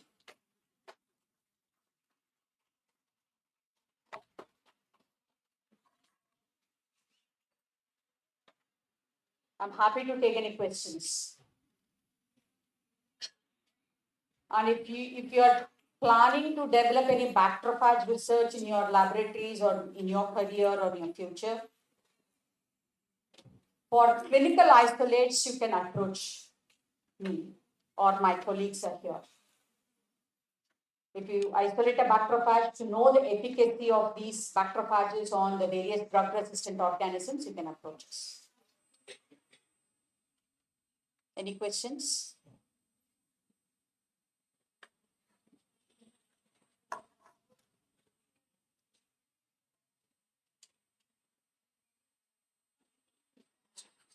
Everybody has gone, yeah, please.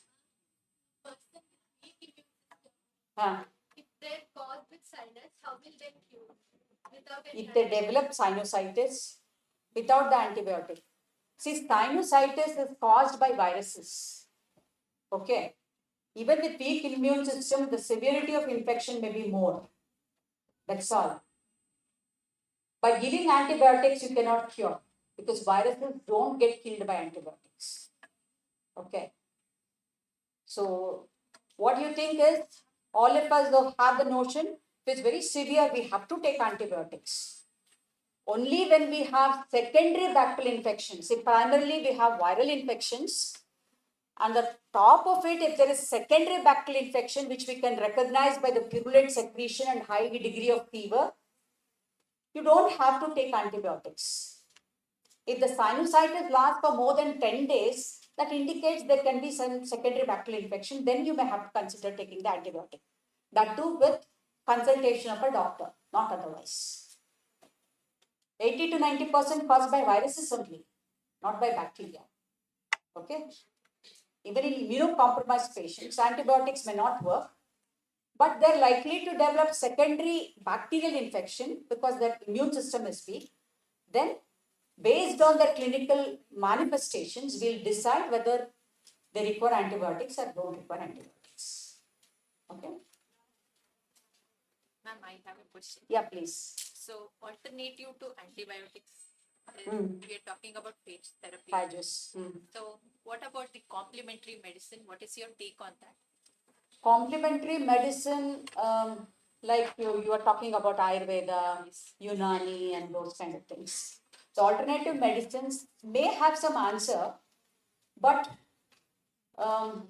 like the allopathic medicine that we have developed antibiotics and antimicrobial agents, these some of the medicines that they use should be put through various stages of clinical trials, and only then we can come to a conclusion, yes, this can be used in humans, because on one hand they may be advantageous, but on the other hand they may cause some adverse effects.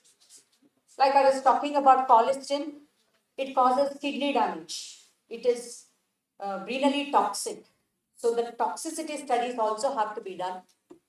And then animal studies have to be done. Then the clinical trials are done. So if they have any product, they should, submit it to the central agencies like ICMR or something like that. And then that will go through various stages of clinical trial. And then we can implement that. We can use that. It's after all for the benefit of the humanity that we're using it. So that way we need to have the wedding between allopathy, Unani, Ayurveda, naturopathy, etc., etc. Only then we can take it to a higher level. Yeah. Said approach you for clinical isolates. Yes. Can we have the access for dermatophytes samples also? From the dermatophytes. Dermatophytes, yes, I can give you, provided you handle it very carefully. That's it. Dermatophytes are not that highly pathogenic. At the most, they may cause skin infections, but some pathogens we have to restrict the supply of them because they can be highly pathogenic, and especially if they're drug resistant organisms. And if any of the laboratory workers develop the infection, then they should not blame us, isn't it? So you should know how to handle the microbes. Only then we will assess that and then give you the strains for your future experiments. Meet him in case if you want to meet him.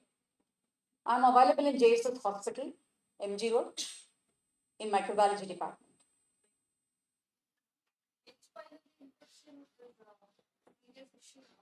So is there any work going on bacteriophages regarding H. pylori, see H. pylori, yes, it can cause acid peptic disease, like what you call it as gastritis, ulcers, and dyspepsia and various disorders.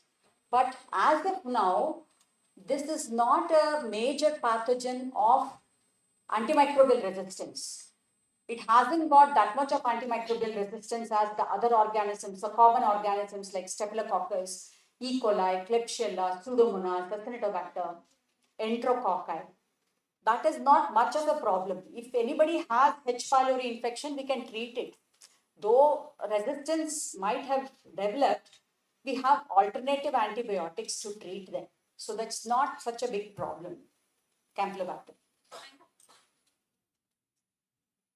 Yeah. Any more? Thank you all.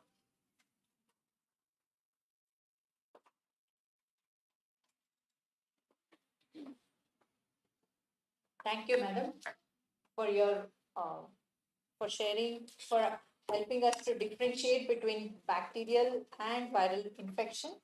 And now I would like to call upon Dr. Hanumantappa Mukuri to give a as a token of appreciation to Dr. Madam. Now I request Dr. Rashmi to give the introduction to Dr. Sudha Lingappa.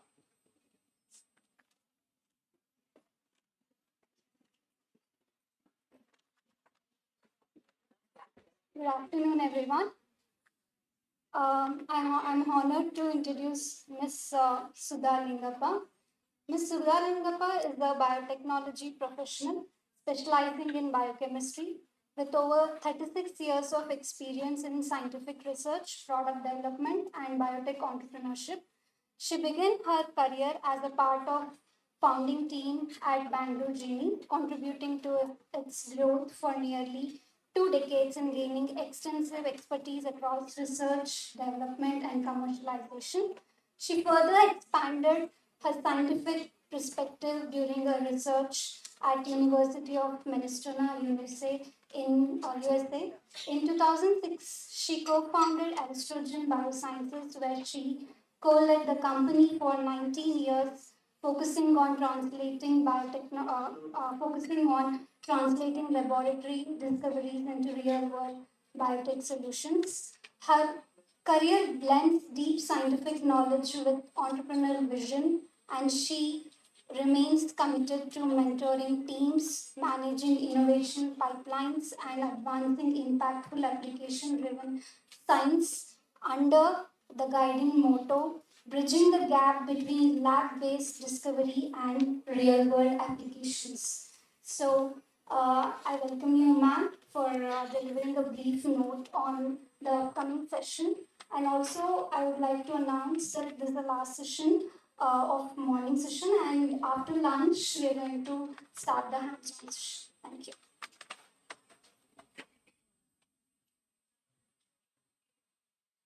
Good afternoon, everybody. This is the last session, and all of you are hungry. I know. Yeah. And how many of you have registered for the workshop? All of you, or few of you? Only 58. Only 58. So, action speaks louder than words. So, I'm more interested in making you learn how these phages looks like and where do you find the, because thanks to Professor and Dr. Sumana ma'am, they've already covered most of the what do you say, the AMR and about the phages. So this is actually my first slide, but it has been already said, right? AMR, all of you know, like antimicrobial resistant, and if we don't take care of it by 2050, even a small wound cannot be treated with the antibiotics, right? So it's a high time that we should. Which one is it?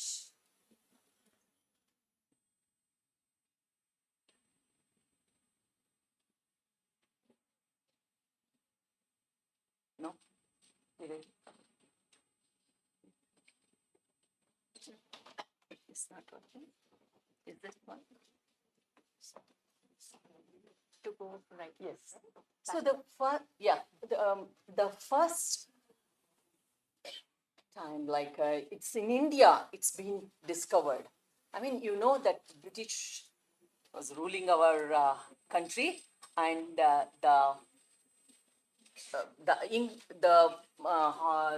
scientist Hawking, he's the first person to know about the phages. What happened? So there was a cholera outbreak in India, and it was like a pandemic. I mean, like many people were dying because of cholera.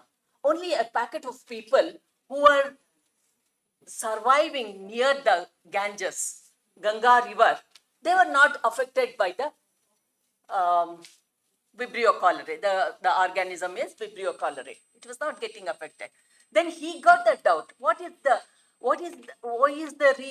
reason why these people are not getting affected by the cholera? Then he went to Ganges and he could know that the people who are drinking the Ganga water were not getting affected because of the cholera. Then he started analyzing it and he could guess there is something in this water which is like smaller than bacteria because it is getting filtered, smaller than bacteria, and if you boil it, it gets inactivated.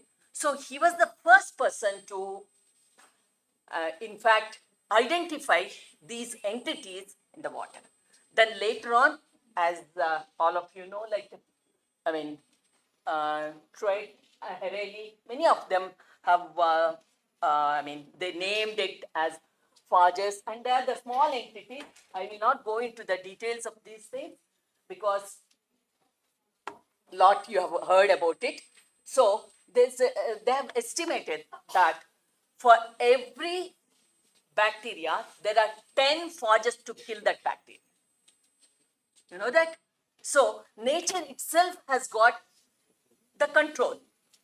So for one bacteria, there are 10 phages to kill it. So 10 to the power of 31 phages, sir is describing it like in this one of the slide, 10 to the power of 31 phages in this whole biosphere. That's the major one. The most common and diverse entities in this biosphere. Yeah. So again, so we live in sea of phages. So where do you find the phages? It's everywhere, everywhere. Our hands, our gut, our feces, soil, sewage, effluent, everywhere you find the bacteriophages. It's so you want to see how it looks? Yeah, all of you want to see? So you are going to do this experiment. You are going to learn this experiment today, and tomorrow you're going to see the result.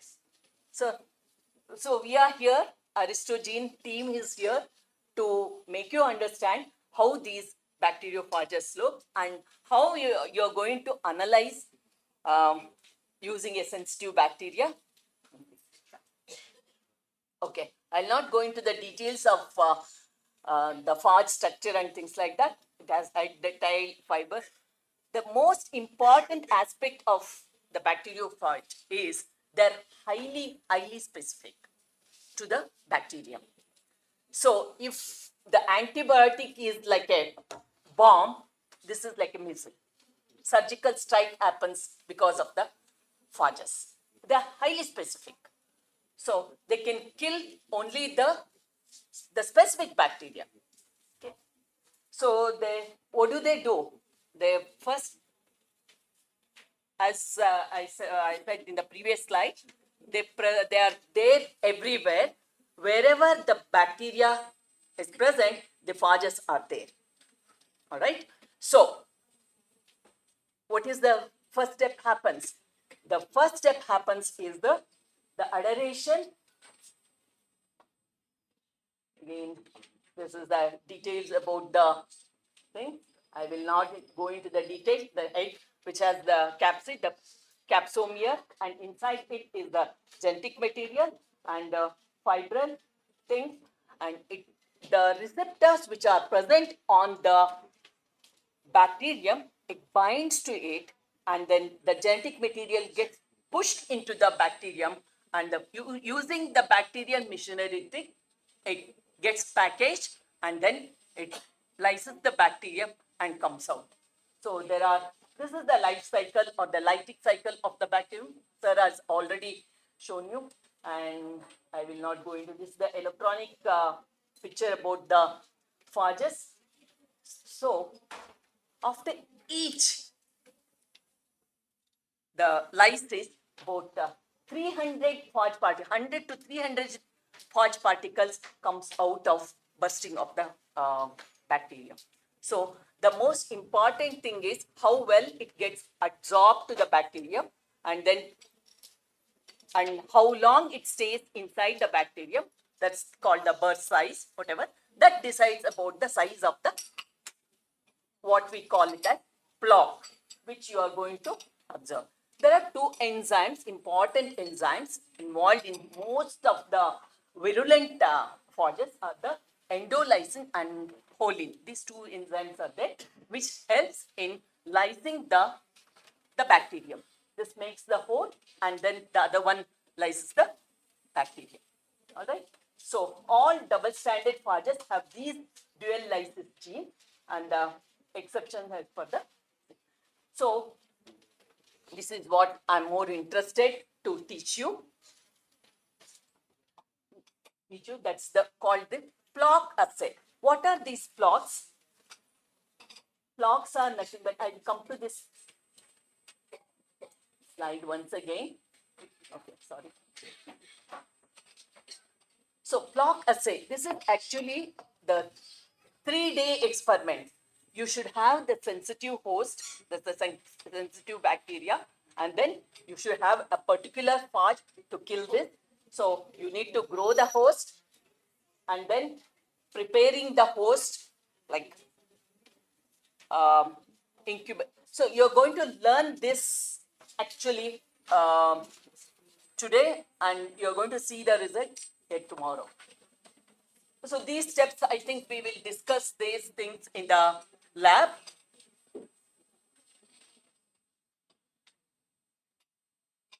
So you're going to see these phages in the form of plaques. What are these plaques? Plaques are nothing but a clear areas which appear on a lawn of sensitive bacteria and results from the phage lysis of the bacteria. Okay, those are the plaques. So you see the clear plaque or the turbid plaque depending upon the type of phage that gets infected to the bacteria. So the factors affecting the size of the plaque are how well it gets absorbed, how long it's going to be inside the bacteria. That's called the burst size. So this is how you see the plaque. Can you see? The clear zones are called the plaques. Okay. So we at Aristotle, in fact, I have to introduce Aristotle at this point of juncture because when Dr. Haraprasad and Dr. Makri approached Aristotle, I was so excited because we at Aristotle are, we've been working with bacteriophages for the past 10 years. And you might be knowing about one company called the Gangajan, which took the genesis at Bangalore, where myself and Vasudha, we were been working with Bangalore from the inception. So we know Gangajan pretty well. So they started concentrating on human bacteriotherapy, but knowing the limitation in human sector, we decided to move with the animal sector. So we have developed many phages for poultry, aquaculture, livestock, and also in agriculture sector. We have more than 300 plus bacteriophages in our library, and we have been testing from different countries also. We get the host and then test with our phages, and this is what is, and this is our contribution of Aristotle to the world. Yeah. And, this is our first product, Kaul sheet. You know that if you enter any poultry farm, you will be shocked to hear from the 0 day they start giving the antibiotics, and it's like you can't imagine how much of antibiotics they poured into the animals. So we first developed this product, Kaul sheet, and started commercializing it and sal sheet. This is for mostly for the E. coli and Salmonella, and this is a combination. And also we have some products for aquaculture, which has really given a lot of recognition. We in fact got the best Global Aquaculture Innovation Award 2022 in Seattle. So ours is the first product in the world to contribute for the aquaculture, and we also got a best innovator award from DBT. In fact, I have to share this story because when we wrote a project to DBT, what happened was, went Dr. Subhashini, my colleague, she was defending it, and there were some 15 very old eminent scientists. They said Gangajan is working on the human bacteriophage product, but till today nothing has happened. How can you start this one? Then we had to go with the proof of concept and then started working with the aquaculture bacteria, which is the Vibrio is the one which causes heavily damage to the shrimp industry. And shrimp is the one which is export oriented animal, and we get a lot of revenue for the country. And what happens is, if there is any residues of antibiotics, there's a complete rejection of the container of them. So we decided to take that as the first project, and then we wrote and we got the awards. And also, more interestingly, is this product we are going to, I mean, each villages and training the farmers not to use the antibiotics, that you go for something natural, that is the bacteriophages, which are highly specific antibiotics. Okay, to sum up the talk, the world is reconsidering the phage therapy because it is the ultimate clean, green, eco-friendly disease control system. Yeah, I mean, definitely more information and better tools are available now. So with these things, we can go with the phage therapy, at least with the, I mean, starting with the animal husbandries and agriculture, we can definitely take up the phage therapy. And this is our team, excellent team we have, highly dedicated, and we are the directors. And we firmly believe that nature itself provides the solution for modern day challenges, and bacteriophage is the result of that belief, an effective organic solution to make this planet safer. Antibiotic resistance isn't the nature's fault, it's ours. By respecting antibiotics today, we protect lives tomorrow. This is the thing. And we will be interacting with students along us. So if there is anything we can discuss in the lab, I don't want to take much of your time. So, thank you. Questions?